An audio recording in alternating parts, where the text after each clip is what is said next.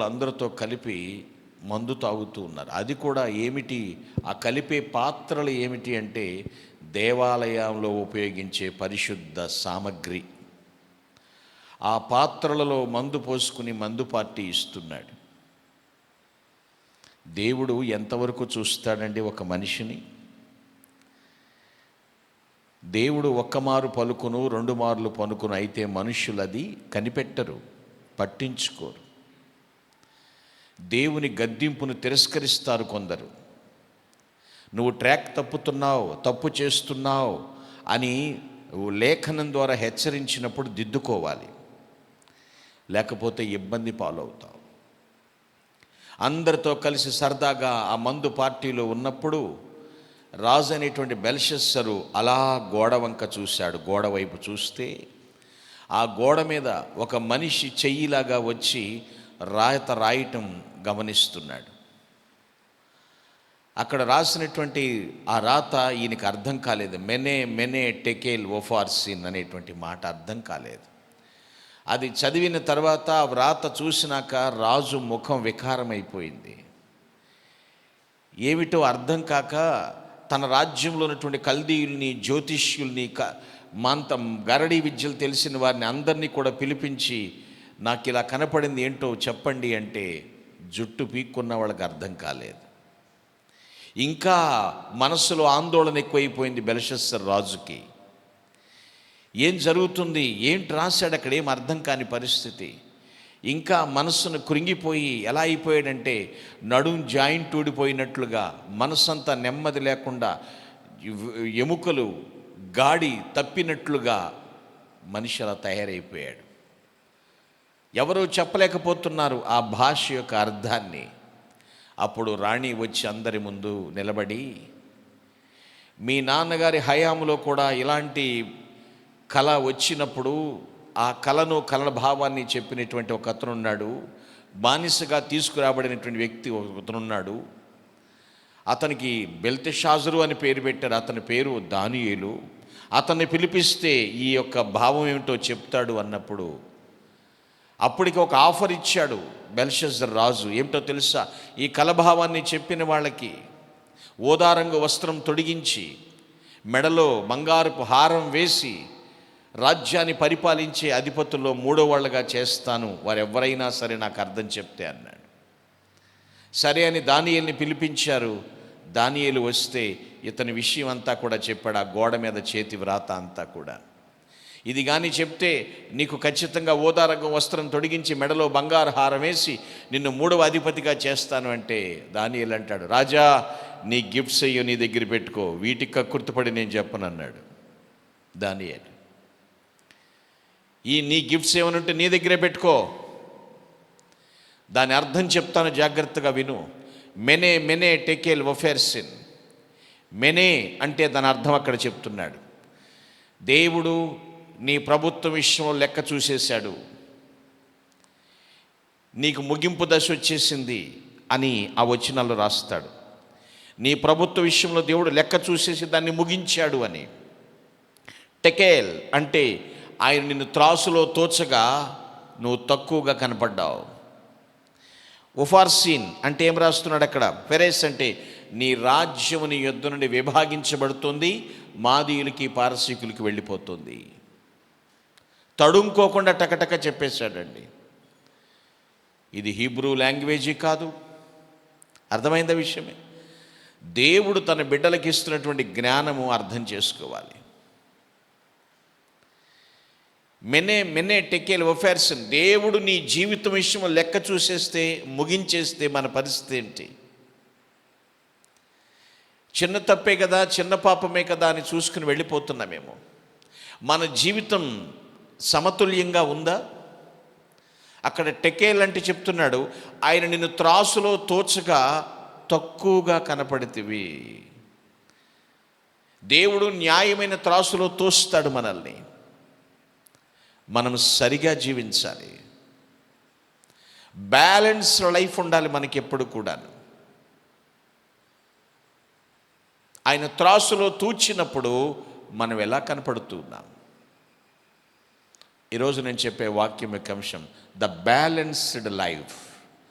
సమతుల్య జీవితం, the balanced life, సమతుల్య జీవితం. దేవుడు త్రాసు పట్టుకున్నాడు. న్యాయం సరిపడా నువ్వు జీవిస్తున్నావా? నీతికి సరిపడా నువ్వు జీవిస్తున్నావా? దేవుడిచ్చినటువంటి వాక్యమునకు సరిసమానంగా నీ జీవితం ఉందా నేను కొలత కొలుస్తాడు.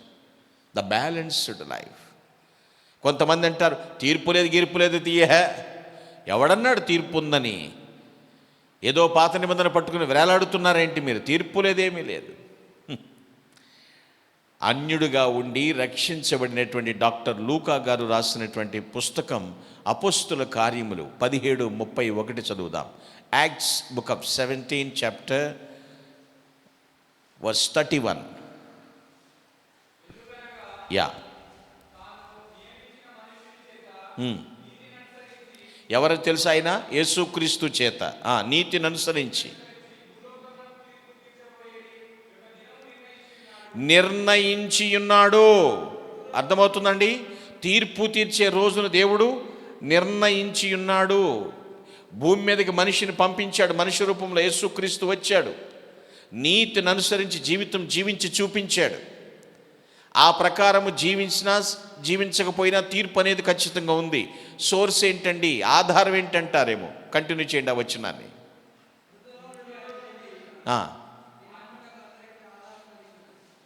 ఎవరినైతే ఈ భూమి మీదకి పంపించాడో తండ్రి అయినటువంటి దేవుడు, ఆ దేవుడు ఆ వ్యక్తిని ఏం చేశాడట? మనుష్య కుమారుడుగా పుట్టిన వాడిని మృతుల్లో నుండి తిరిగి లేపాడు. ఆధారం చూపించాడు అక్కడ.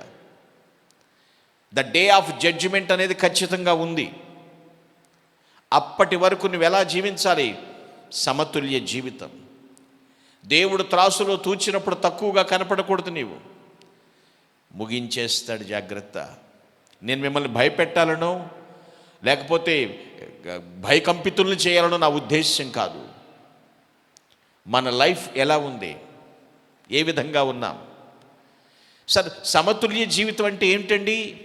ద బ్యాలెన్స్డ్ లైఫ్ అంటే ఏం చేయాలి? నేను ఈ ఆయుష్కాలంలో నేను ఏమి చేయాలి అనేటువంటి విషయం. ఆ తీర్పు దినాన్ని నేను తప్పించుకోవాలి అంటే, దేవుని ముందు తలెత్తుకుని ధైర్యంగా నిలబడాలంటే నేనేం చేయాలి? ఈ బెల్షస్సర్ ఏమి చేయలేకపోయాడు, నేనేమి చెయ్యాలి? Come to our text, book of Daniel chapter 5 verse 4. 4వ వచనం చదవండి.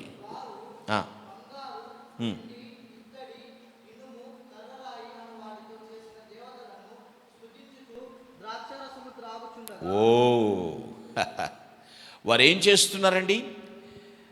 దేవుణ్ణి స్తుతించట్లేదు. వాళ్ళు విచ్చలవిడిగా తాగుతూ తందనాలాడుతూ ఏం చేస్తున్నారు? వారి ఇష్టమైనటువంటి వాటిని చేసుకున్నారే, వాటిని స్తుతిస్తున్నారు. అర్థమవుతున్న విషయమే. మనము సమతుల్య జీవితం, వాక్యమునికి సరి సమానమైనటువంటి జీవితం, దేవుడు త్రాసులో మనల్ని పెట్టినప్పుడు తేలిపోకుండా ఉండాలంటే, అలాంటి జీవితం జీవించాలంటే first of all applause God. దేవుని స్తుతించాలి. దేవుని స్తుతించాలండి. మనం ఎవరిని పడితే వాళ్ళని ప్రైజ్ చేయటం కాదు, ఎవరిని పడితే వాళ్ళని హైలైట్ చేయటం కాదు. నీ జీవితంలో నీకు ఈ జీవితాన్ని ఇచ్చినటువంటి దేవుని స్తుతించాలి. వాళ్ళు ఆ పని చేయట్లేదు. వెండితో, బంగారంతో, ఇత్తడితో, ఇనుముతో, కర్రతో, రాయితో చేసుకున్నటువంటి వాటిని ఏం చేస్తున్నారు? స్తుతిస్తున్నారు. ఆకాశ మహాకాశమును సృజించినటువంటి దేవాది దేవుడు సకల సృష్టిని, సకల జంతు వస్తు జలచరాశులు అన్నింటినీ కూడా సృజించినటువంటి దేవుణ్ణి స్తుతించట్లేదు. ఈ సింహాసనం నాకు ఎవరు ఇచ్చారు, ఈ ఆధిక్యత నాకు ఎవరు కలగజేశారని ఆయన్ని స్తుతించట్లేదు, ఘనపరచట్లేదు. That is the mistake. అందుకే నీ ప్రభుత్వం విషయం లెక్క చూసేస్తున్నాను అంటున్నాడు అక్కడ దేవుడు. తప్పుడు పని చేస్తున్న 1000 మందితో కలిసి విందు చేస్తున్నాడు. ఎక్కడ తందనాలు ఆడుతున్నాడు. పైగా పరిశుద్ధ దేవాలయంలోని పాత్రలు తెప్పించి దాంట్లో మందు కలిపి తాగుతున్నాడు. పరిశుద్ధతకు భంగం కలిగించాడు. కొంతమంది చూడండి, వాళ్ళ వస్తువులు దేవుని పనికి ఇవ్వరు, కానీ దేవుని మందిరంలో వస్తువులు మాత్రం బాగా వాడుకుంటారండి. తేరగా వచ్చినాయి కదా, మంది సొమ్ము కదా అన్నట్లుగా. జాగ్రత్త. దేవుని స్తుతించాలి, దేవుని ఘనపరచాలి. ఈ వాక్యం యొక్క అర్థం అదే. దేవుడు తీర్పు తీర్చు సమయం రాబోతోంది. ఆయన దృష్టి లోకమంతటా ఉందండి. అంచె దినాలలో ఆయన భక్తిని సరిగా చేస్తేనే సరి, లేకపోతే త్రాసులో తేలిపోతాం. ఏం చెయ్యాలి అంటావేమో, దేవుని స్తుతించాలి. Book of Leviticus chapter 19 verse 36, లేవీకాండం 19:36. న్యాయమైన త్రాసు, న్యాయమైన గుండు, న్యాయమైన తూము, న్యాయమైన పడి మీకుండాలి. అర్థమైందండి విషయమే. ఈ త్రాసు, గుండు, తూము, పడి ఇవన్నీ ఎలా ఉండాలంటండి? న్యాయంగా ఉండాలి. ఎందుకంటే దేవుడు న్యాయాధిపతి. Praise the lord. న్యాయాధిపతివైన దేవానికి స్తోత్రములు అంటూ దేవుని స్తుతించాలి.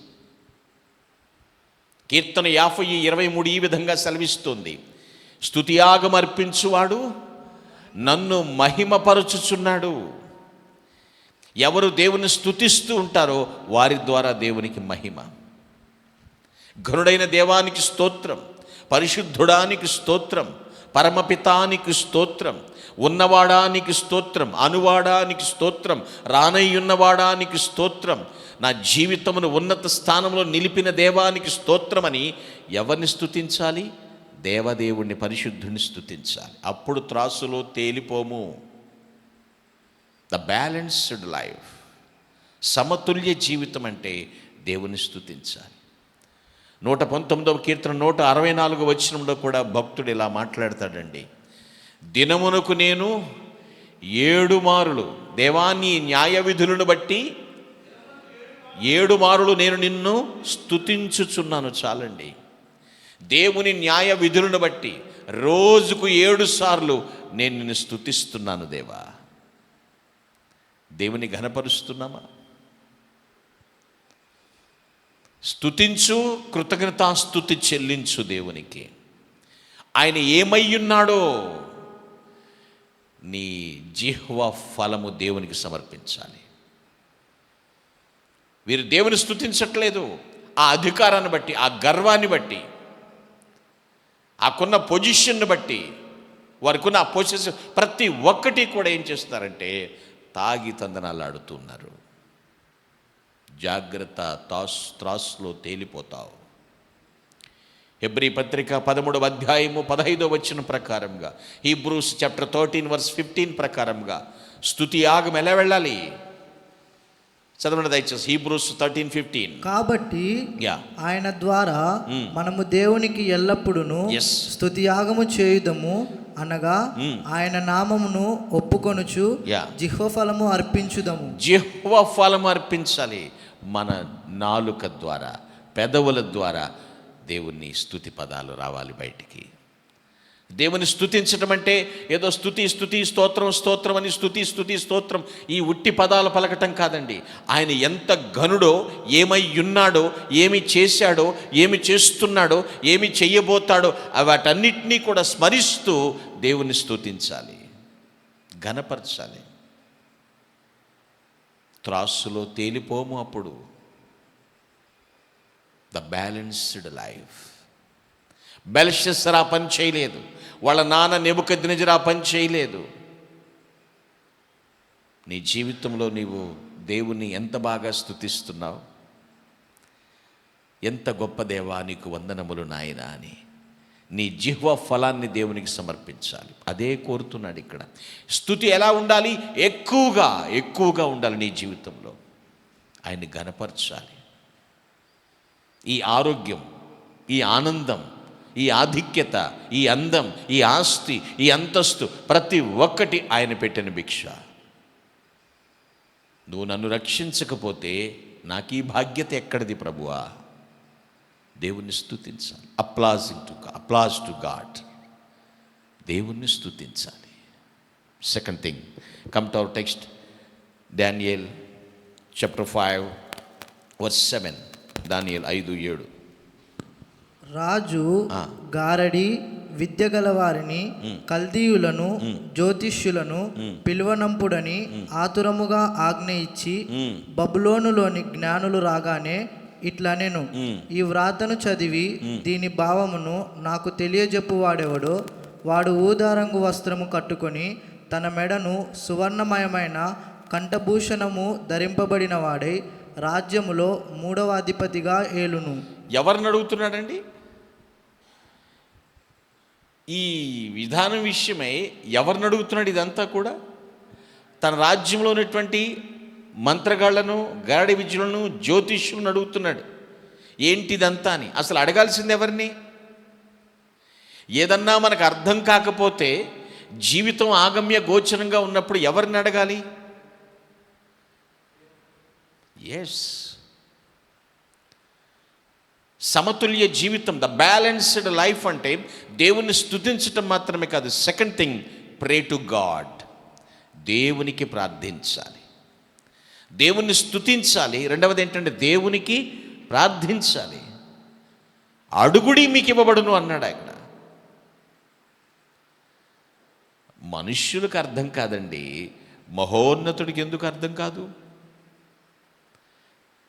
అడగవలసిన వారిని అడగట్లేదు. ఆయన అన్నాడు, నా పిల్లలు రొట్టెని అడిగితే రాతినిస్తానా, చేపను అడిగితే పామునిస్తానా? అడుగుడి మీకు ఇవ్వబడును.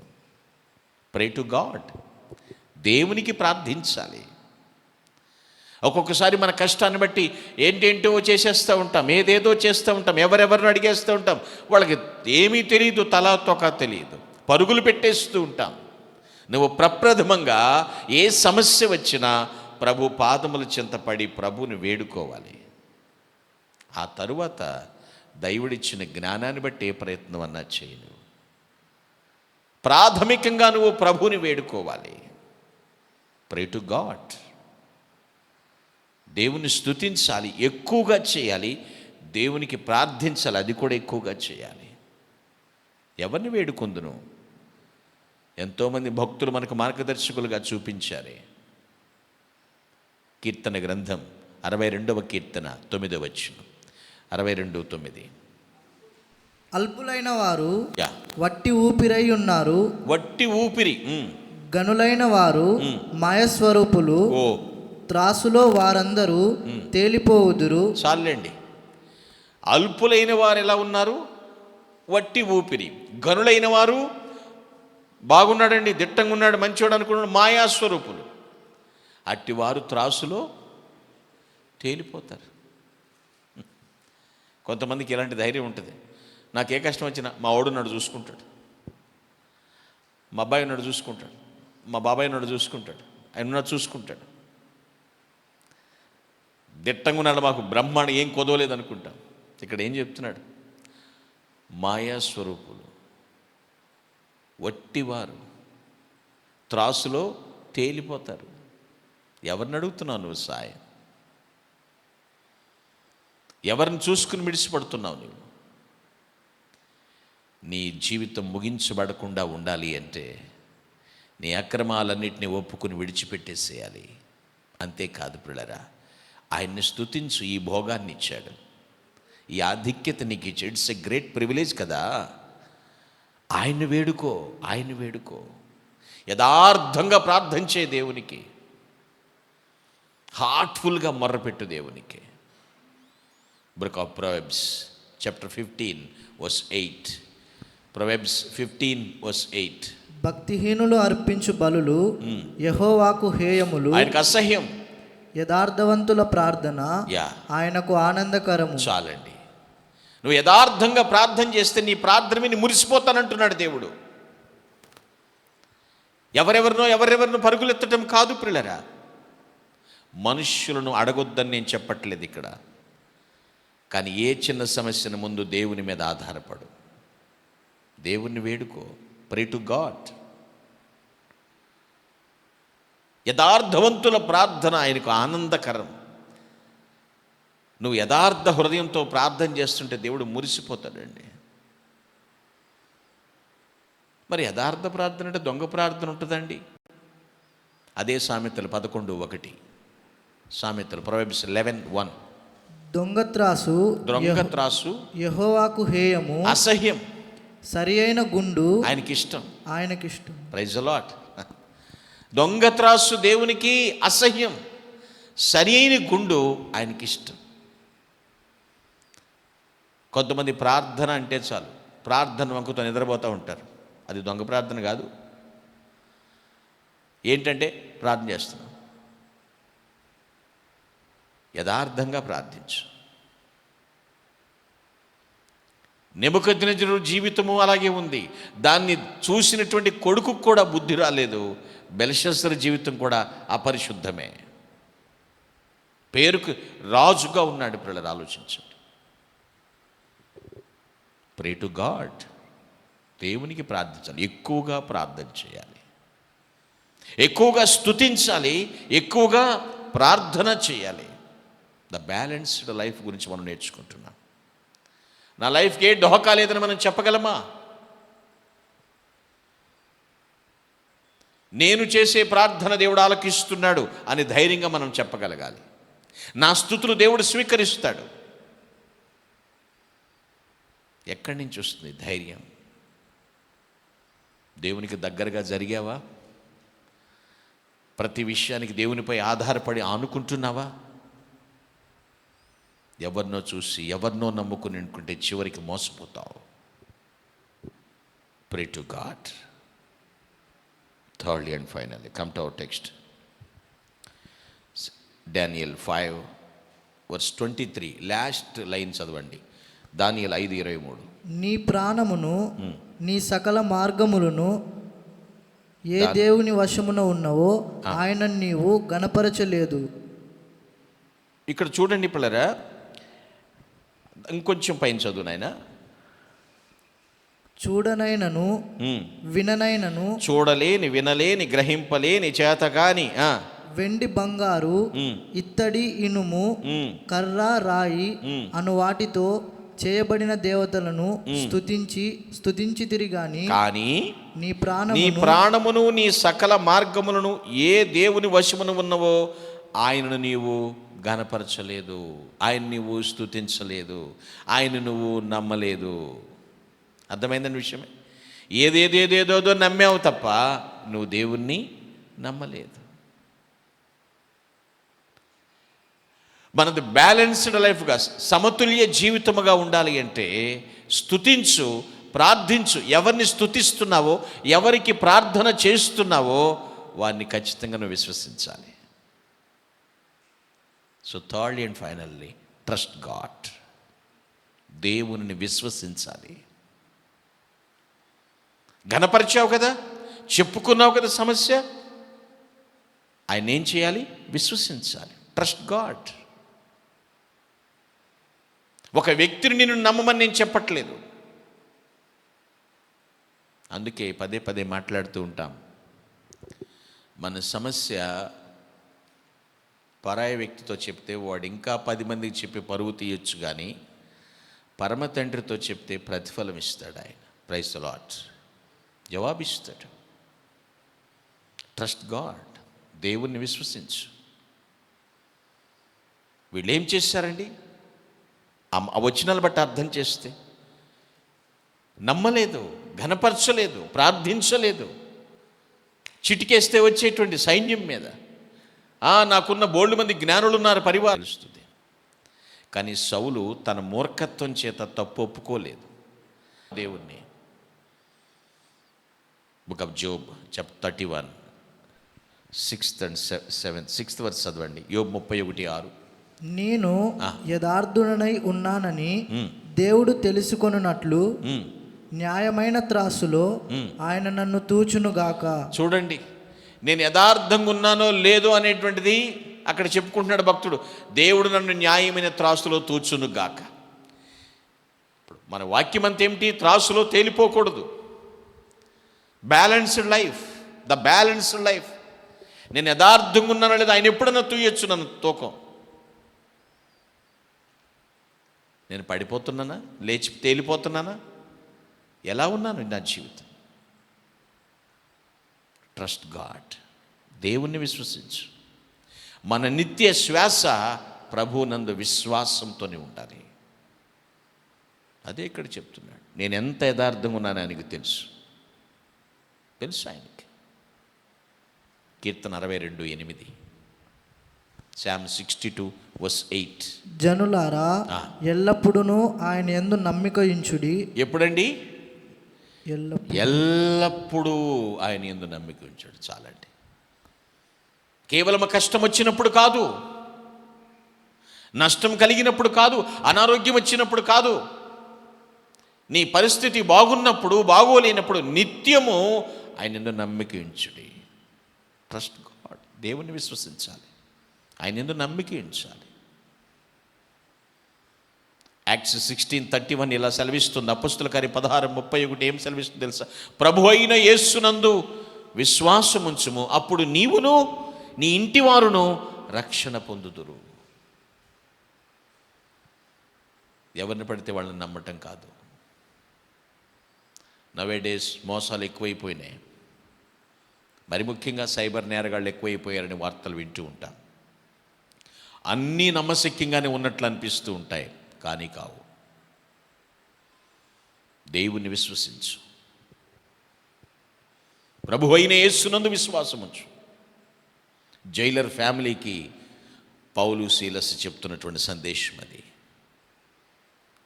ఎప్పుడైతే విశ్వాసం ఉంచుతావో నీవును నీ ఇంటి వారును రక్షణ పొందుదురు. విశ్వసించకపోతే ఏం జరుగుతుందండి? ఏం కాదా? Hebrew chapter 11:6, Hebrew 11:6. విశ్వసించకపోతే ఏంటండి ప్రాబ్లమా? విశ్వాసము లేకుండా దేవునికి ఇష్టడై ఉండుట అసాధ్యం. చాలండి. విశ్వాసం లేకపోతే దేవునికి ఇష్టంగా ఉండలేం. ఎందుకంటే ఇష్టమైన వాళ్ళకి కదా ఏదైనా పెట్టబుద్ధేస్తుంది. ఇష్టం లేకపోతే ఎలా చేస్తాం? ఆయనకి దగ్గరగా జరగాలి, ఆయన ఆనుకోవాలి. ట్రస్ట్ అండ్ గాడ్, ఆయన్నే విశ్వసించు. లేకపోతే కష్టం. అసాధ్యం అన్నాడు, కష్టం అనలేదు. కష్టం అంటే ఏదో కింద మీద ఇప్పుడు చేస్తున్నాడు. అసాధ్యం, ఇంపాసిబుల్ అంటున్నాడు. విశ్వాసం లేకపోతే దేవునికి ఇష్టంగా మనం ఉండలేము. నీ క్రియలు కానీ, నీ తలంపులు కానీ, నీ మాటలు కానీ, నీ చూపులు కానీ, నీ నడత కానీ ఆయనకి ఇష్టంగా ఉండాలి. జాగ్రత్త. దేవుడు తుయ్యబోతున్నాడు త్రాసులో. తేలిపోతావా? నేను ఎక్కువ చెప్పట్లేదు, పిల్లలు గ్రహించండి. Today topic of the message, the balanced life. సమతుల్య జీవితం మంది. అక్కడ బెల్షస్సరు లైఫ్ అంటే లెక్క లేకుండా బ్రతుకుతున్నాడు. రాజరికంలాగా, వారసత్వంలాగా నా తండ్రి తర్వాత నేను రాజునయ్యాను. ఆహా, ఓహో.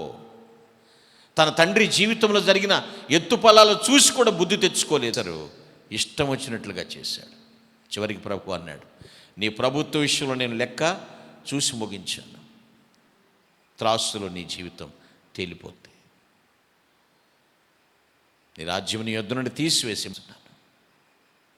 గ్రహించండి. ప్లాస్ గాడ్. దేవుణ్ణి స్తుతించు. ప్రే టు గాడ్. దేవునికి ప్రార్థించు. Trust God. దేవుణ్ణి విశ్వసించాలి. అప్లాస్, ప్రే, ట్రస్ట్. ఏపీటీ, యాప్ట్ అనగా సముచితమైన, తగినటువంటి జీవితం అవుతుంది. ఏపీటీ, యాప్ట్ అంటే సముచితమైనటువంటి జీవితం అవుతుందండి. తగినటువంటి జీవితం అవుతుంది. అది conclusion. Book of Ecclesiastes chapter 11:9.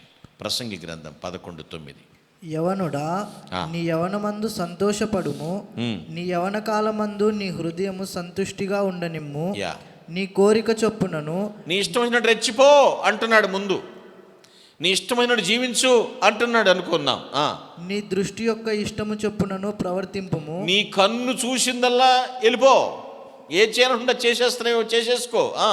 అయితే వీటన్నిటిని బట్టి నీ ఇష్టం వచ్చినట్టు తిరిగి, ఇష్టం వచ్చినట్టు మాట్లాడి, ఇష్టం వచ్చినట్టు బిహేవ్ చేసి, ఇష్టం వచ్చినట్టుగా విచ్చలవిడిగా జీవితం జీవించావే, వీటన్నిటిని బట్టి దేవుడు నిన్ను తీర్పులోనికి తెచ్చునని జ్ఞాపకం పెట్టుకో. అర్థమైందండి? చాలామంది ముందుయే చదువుతారు, వెనకతో చదవరు. యేసుప్రభు ఎంత బ్రహ్మాండం చెప్పాడండి. ఇష్టం వచ్చినట్టు జీవించమన్నాడు. పాస్టర్ గారే కంట్రోల్ పెడుతున్నాడు, కండిషన్స్ పెడుతున్నాడు. అలా ఉండకూడదు, ఎలా ఉండకూడదు అని గొడ్డలేస్తున్నాడు ఆయన అనుకుంటారు. కింద చదువు, మనకు కావాల్సిన వాగ్దానమే, షరతు అక్కర్లేదు. అర్థమైందండి? షరతుతో ఉంటుందండి వాగ్దానం ఎప్పుడు కూడాను. అయ్యే నీ ఇష్టం వచ్చినట్టుగా, నీ కన్ను ఇష్టం వచ్చినట్టు చోట అన్నాడు, అన్నీ చేశాడు. వీటన్నిటిని బట్టి దేవుడు నేను తీర్పులోకి తెచ్చునని జ్ఞాపకం ఉంచుకున్నాము. లైఫ్ బ్యాలెన్స్డ్ ఉండాలి. అదే ప్రసంగి 12వ అధ్యాయం పక్కనే 13-14 వచనాలు చదవండి. ప్రసంగి 12వ అధ్యాయం 13-14 వచనాలు. ఇదంతయు వినిన తరువాత, ఏ బాబు ఈ ప్రసంగం అంతా విన్నారు కదా, విన్న తర్వాత తేలిన ఫలితార్థం ఇదే, ఏమిటో? దేవుని యందు భయభక్తులు కలిగి ఉండి ఆయన కట్టడలను అనుసరించి నడుచుండవలను. మానవ కోటికి ఇదే విధి. గూఢమైన ప్రతి అంశమును గూర్చి దేవుడు విమర్శ చేయనప్పుడు, ఏమండోయ్, ప్రతి అంశం, అది గూఢమైన ప్రతి అంశమును గురించి దేవుడు విమర్శ చేస్తున్నప్పుడు ఆయన ప్రతిక్రియను, అది మంచిదైనా చెడ్డదైనా సరే తీర్పులోనికి తెచ్చును. దేన్ని వదిలిపెట్టడు దేవుడు. అనేశాలే, చేసేసాలే, కప్పడిపోయినలే, కవర్ చేసేసాలే, ఏం కాదనలే అనుకోవచ్చు. యేసు క్రీస్తుని ఎరుగక మునుపు నీ యొక్క తప్పులన్నీ దేవుడు క్షమించేశాడు, క్షమాపణ ఇచ్చాడు.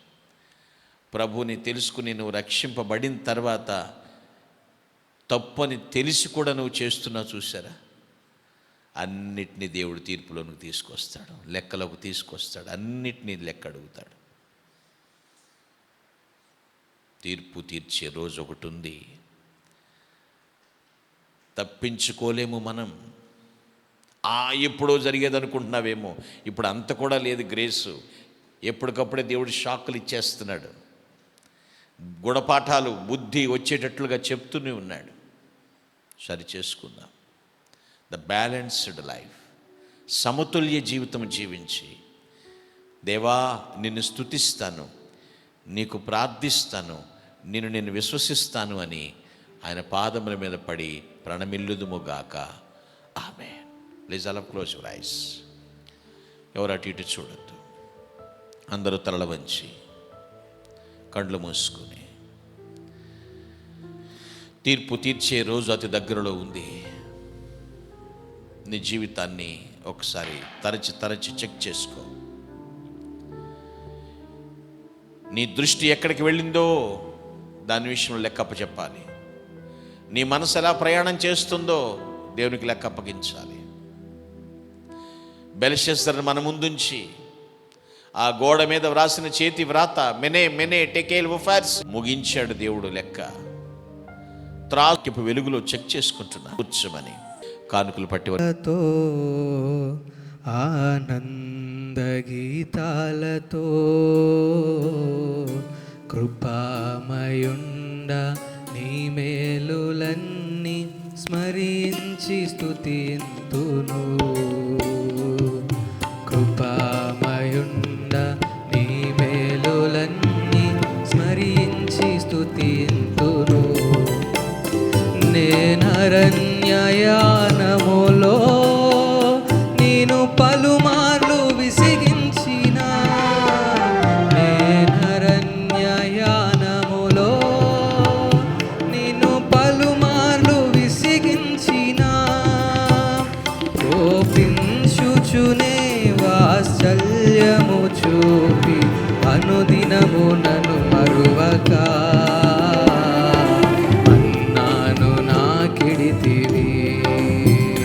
కోపించుచునే వాత్సల్యము చూపి అనుదినము నన్ను మరువక మన్నాను నాకిడితివి. హల్లెలూయా పాటలతో ఆనంద గీతాలతో కృపామయుండా నీ మేలులన్నీ స్మరించి స్తుతింతును. మలినంబైన వలువలతో నేను నీ ఎదుట నిలుచుండగా మలినంబైన వలువలతో నేను నీ ఎదుట నిలుచుండగా కృపతో నా నేరములను క్షమించి పరిశుద్ధ వస్త్రములతో నన్నలంకరించితివే. కృపతో నా నేరములను క్షమించి పరిశుద్ధ వస్త్రములతో నన్నలంకరించితివే. హల్లెలూయా పాటలతో ఆనంద గీతాలతో కృపామయుండా నీ మేలులన్నీ స్మరించి స్తుతింతును. నే కృంగిన వేళలలో నీ అభిషేక తైలముతో నే కృంగిన వేళలలో నీ అభిషేక తైలముతో పక్షిరాజు యవనము బలెనా బలము నూతనము చేసితివి. నన్ను పైకెగురజేసితివి. పక్షిరాజు యవనము బలెనా బలము నూతనము చేసితివి. నన్ను పైకెగురజేసితివి. హల్లెలూయా పాటలతో ఆనంద గీతాలతో కృపామయుండా నీ మేలులన్నీ స్మరించి స్తుతింతును. కృపామయుండా నీ మేలులన్నీ స్మరించి స్తుతింతును.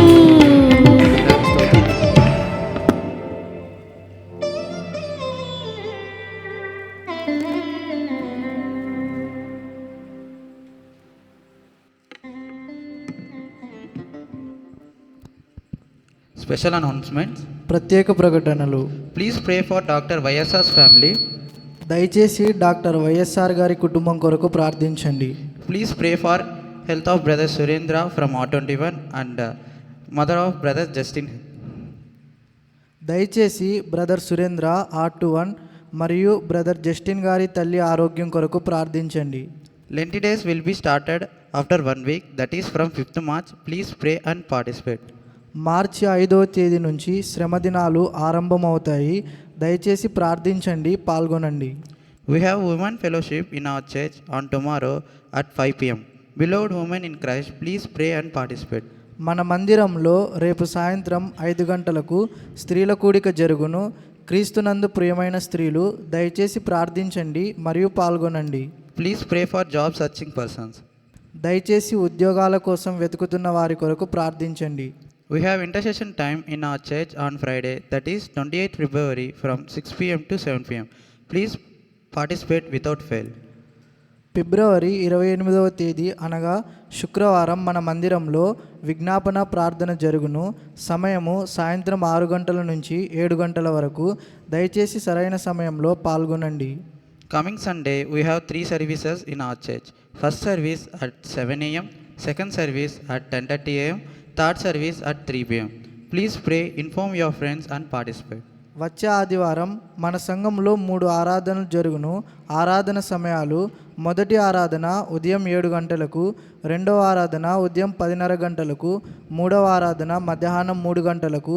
దయచేసి ప్రార్థించండి, మీ స్నేహితులకు తెలియపరచండి మరియు పాల్గొనండి. We have Sunday school in our church premises. On every Sunday, 3 classes. Dear parents, please send your children to Sunday school. మన మందిరంలో ప్రతి ఆదివారం సండే స్కూల్ జరుగును. ప్రియమైన తల్లిదండ్రులారా, దయచేసి మీ పిల్లలను పంపగలరు. We have baptism program on coming Sunday, first Sunday of the month, that is 2nd March. Anybody ready to take baptism? Please inform us. వచ్చే ఆదివారం అనగా మార్చి 2వ తారీఖు మన సంఘంలో బాప్తీసపు కార్యక్రమం జరుగుతుంది. బాప్తీసం తీసుకోవడానికి సిద్ధపడిన వారు మాకు తెలియజేయగలరు. Thank you. ధన్యవాదములు.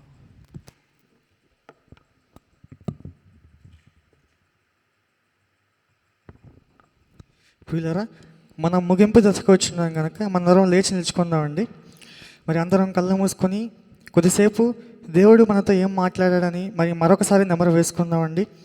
ఖచ్చితంగా మన జీవితం ఒకానొక రోజు దేవుడు మన జీవితాన్ని త్రాసులో వేసి తూచేవాడిగా ఉంటున్నాడు. మన జీవితం సమతుల్యంగా ఉందా లేదా అని ఖచ్చితంగా దేవుడు పరీక్షించే దేవుడిగా ఉంటున్నాడండి. మరి మన జీవితం ఎప్పుడు సమతుల్యంగా మారుతుంది అని అంటే మనం మన జీవితంలో ప్రతిరోజు దేవునికి ప్రార్థించినప్పుడు, దేవుణ్ణి విశ్వసించినప్పుడు, అదేవిధంగా దేవుని స్తుతించినప్పుడు మన జీవితం సమతుల్యవంతంగా ఉంటుంది. మరి మన జీవితం సమతుల్యంగా ఉందని దేవుడు తూచినప్పుడు మనకు ఖచ్చితంగా తగిన ఫలితాన్ని ఇవ్వబోతున్నాడండి. మరి ఈ విషయాలన్నింటినీ జ్ఞాపకం చేసుకుంటూ మరి చివరి ప్రార్థనలో మనం ఏకీభవిద్దాం. మన మధ్యనున్న సిస్టర్ గీతా నరేష్ గారు వచ్చి చివరి ప్రార్థనలో మనల్ని నడిపిస్తారు. ప్రార్థన చేసుకుందాం. ప్రతి ఒక్కరు కళ్ళు మూసుకున్నట్లయితే. మహిమా స్వరూపుడైన మా ప్రియ పరలోక తండ్రి, సర్వ సృష్టికర్త అయిన నా యేసయ్యా, నీకు వందనాలు స్తోత్రాలు అర్పిస్తున్నాం.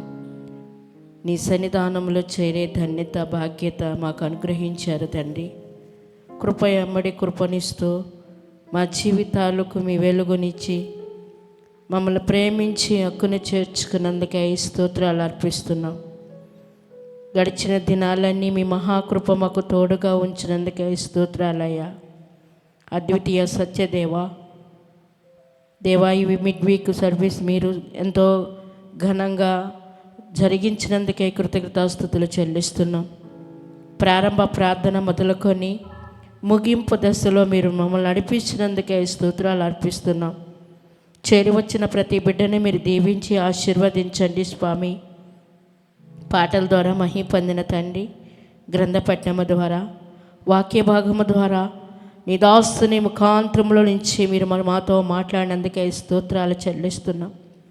మీ సన్నిధిలో మేము ప్రార్థించే వారముగా, దేవా నేను స్తుతించే వారముగా, నీ యందు విశ్వసించే వారముగా, ప్రభువా నీ మీద ఆధారపడేటట్టుగా మాకు ప్రతి మాట మీరు మాతో మాట్లాడినందుకే స్తోత్రాలు చెల్లిస్తున్నాం.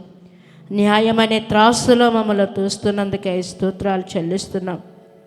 ప్రతి ఒక్క హృదయాల్లో నాయన ఇగో ప్రభువా నీ వాక్యం అనే విత్తనము నాటబడినట్టుగా నాయన ఫలభరితమైన జీవితాన్ని జీవింపచేయమని కోరుచున్నాం తండ్రి. ప్రతి హృదయాన్ని నాయన ఉల్లసించేటట్టుగా సహాయం చేయండి నాయన. హృదయాల్లో నెమ్మది లేక, శాంతి లేక, సమాధానం లేక అలసి సొలసి ఉన్న జీవితాల్లో మీరు దర్శించండి దేవా. మీరు నాయన ప్రతిదీ మీరు లెక్క చూస్తారు, తీర్పు తీరుస్తారు దేవా. నీ దాసుని ముఖాంతరం నుంచి ప్రతి మాట సూటిగా మీరు మాట్లాడినందుకే స్తోత్రాలు తండ్రి. ఇంకా నీ దాసుని బలపరిచి అనేక ప్రాంతాల్లో బిడ్డను వాడుకోండి దేవా. నీ సన్నిలో ప్రతి ఒక్కరి గురించి ప్రార్థిస్తున్నాం దేవా. ఈ సమయంలో సురేంద్రని జ్ఞాపకం చేసుకోండి. బిడ్డకి స్వస్థత మీరు అనుగ్రహించండి మీ నామం పేరిట. ఆ బిడ్డను లేవనెత్తండి, బలహీనతని తీసివేసి బలము, శక్తి, ఆరోగ్యాన్ని దయచేయండి.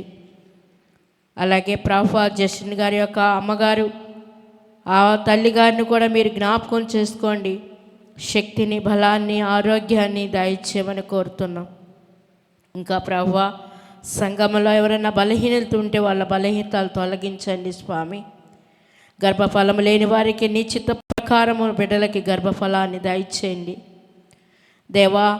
ఇగో ప్రతి ఒక్కరిని మీరు దీవించండి. నిండు గర్భిణీలు సుఖప్రసవము దయచేయండి దేవా. బిడ్డలు ఎగ్జామ్ రాసినారు, ప్రతి ఒక్క వారిని వాళ్ళ భవిష్యత్తులో స్థిరపరచండి తండ్రి. యవనస్తులు నాయన, నడిప్రాయుల వారు, వృద్ధులు, పిల్లలు అందరినీ జ్ఞాపకం చేసుకోండి అయ్యా. ఈ కూడికను ఇంత దిగ్విజయంగా జరిపించినందుకే ఆత్మదేవా నీకు కృతజ్ఞతాస్తుతులు చెల్లిస్తున్నాం. ఈ రాలేని వారికి మరొక తరుణం దయచేయండి. వచ్చి నిన్ను మహిపరిచిన వారికి నీ మేళ్లతో, నీ ఆశీర్వాదాలతో నింపమని, సమస్త ఘనత, మహిమ, ప్రభావాలు మీరు పొందుకోమని మా నాథుడైన రక్షకుడైన యేసుక్రీస్తు పుణ్యనామమున ప్రార్థించి వేడుకొంచి ముగించుకుంటున్నాం తండ్రి. ఆమేన్. ఆశీర్వాదంబుల్ మా మీద వర్షింపచేయుమీశా, ఆశతో నమ్మియున్నాము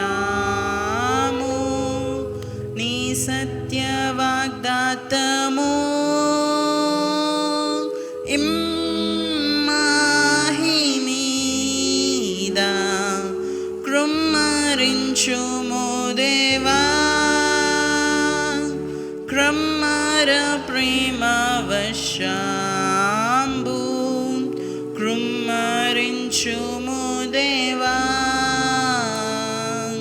ఆమేన్ ఆమేన్ ఆమేన్. పరమ తండ్రి అయిన దేవుని ప్రేమ, ప్రభు అయిన యేసుక్రీస్తు వారి కృపయు మరియు పరిశుద్ధాత్మన అన్యోన్య సహవాసము, నిత్య సమాధాన సహాయ సహకారంలో ఆయన నడిపింపు కూడిన మనకు, మనతోటి సకల పరిశుద్ధులకు, ప్రత్యేకంగా వాక్యానుసారపు జీవితం నేను అవలంబిస్తానని తీర్మానించుకున్న ప్రతి ఒక్కరికి ప్రభు రాకడ పర్యంతరం సదా తోడే ఉండి కాపాడి నడిపించి ఆశీర్వదించునుగాక. ఆమేన్ ఆమేన్ ఆమేన్. Glory to God. Thank you. Thank you one and all.